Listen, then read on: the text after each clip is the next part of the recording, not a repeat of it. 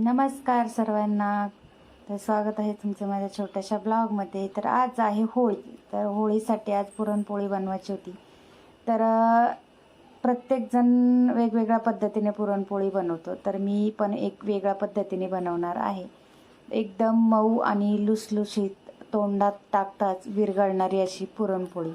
तर इथं पहिल्यांदा डाळ मी ना 1 तास पाण्यात भिजत ठेवली ती. त्याच्यानंतर स्वच्छ अशी 2 पाण्याने धुवून घेतली.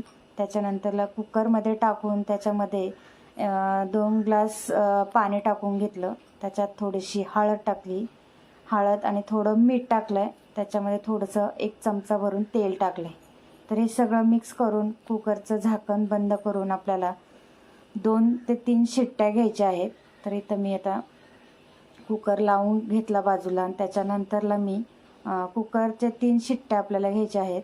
म्हणजे कसं डाळ चांगली गळाली ना तर पोळ्यासुद्धा छान आणि पुरण जास्त वाटावं लागत नाही.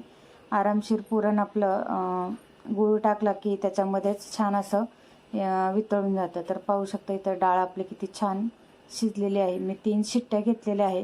कधी कधी कुकरमध्ये हे असलं ना तर फरक असतो.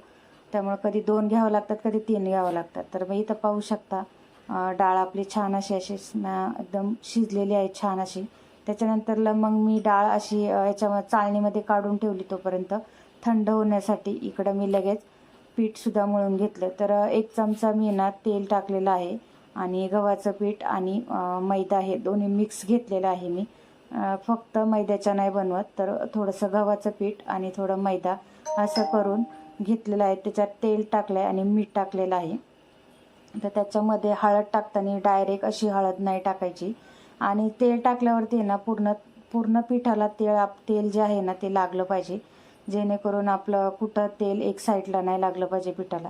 तर मी हळद टाकताना ना पाण्यामध्ये मिक्स करते आणि मग पीठ मळत असते. कारण का पिठामध्ये टाकले ना तर कधी कधी एक साईडला हळद राहून जाते आणि प्रत्येक पिठाला पूर्ण लागत नाही, म्हणून मी पाण्यामध्ये टाकते. तर बघा आपलं पीठसुद्धा मळून झालं.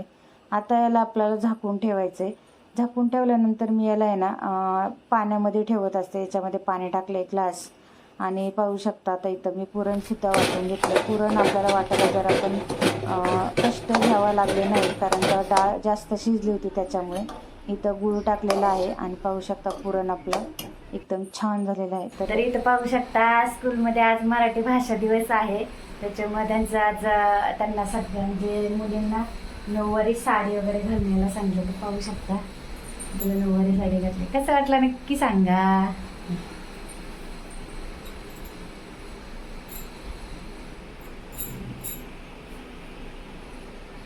मग त्याच्यानंतरला मी संध्याकाळी पुरणपोळी बनवायला घेतली. तर इथं पाहू शकता मी पुरणपोळी फक्त मला संध्याकाळी 4 ते 5च पुरणपोळी बनवायची होती. बाकीचं पुरण मी ठेवणार होती. त्याच्यानंतरला पुरणपोळी झाल्यानंतर नैवेद्य वगैरे देवाला दाखवला. नंतरला होळीला सुद्धा बाहेर गेले, होळीची पूजा केली, होळीला नैवेद्य दाखवला आणि होळीच्या म्हणजे पाया वगैरे पडून नारळ जो आहे तो सुद्धा होळीमध्ये टाकला. जे काही आपले वर्षभराचे आपल्या घरात हे असतं ते होळीबरोबर जाळून टाकायचं असतं. त्याच्यानंतर पाहू शकता घरी आले आणि छान असं जेवण करायला घेतलं. कटाची आमटी आहे, इथे भात आहे, त्याच्यानंतरला इथे भजीसुद्धा बनवलेली आहे. त्याच्यानंतरला पाहू शकता पोळ्या बनवून. तर या जेवायला.